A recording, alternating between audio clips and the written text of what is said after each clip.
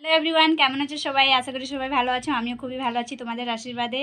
তো তোমাদের জন্য খুবই একটা সুখবর। শিলামপুর, আয়মা, গাংবিল, কেটেন, ওইদিকে কী আছে, ঘোষপাড়া, মুসলিমপাড়া, আনন্দপুর, এই সাইডে আয়মা, নপাড়া বললাম, হ্যাঁ সব এইদিকে যারা যারা আছো আশেপাশে গ্রামীণগুলো, তাদের জন্য একটা খুবই সুখবর। কিছু একটা আইব্রো করতে গেলে আমাদের যারা বৌদি, মাসিমা, কাকিমা, দিদি আছে, তাদেরকে পানাগড় যেতে হতো। পানাগড় গেলেই আবার সেই টোটোর ঝামেলা থাকে, তোমরা জানোই, চারজন না গেলে নিয়ে যাবে না। একটা আইব্রো করার জন্য 2 ঘন্টা সময় নষ্ট করতে হয়। তো অত দূর না করে আমি শিলামপুরে একটা পার্লারটা ওপেনিং করছি, ওখানে আসতে পারো। 1 আগস্ট থেকে ওপেনিং আছে, তোমরা অবশ্যই এসো, যোগদান করো।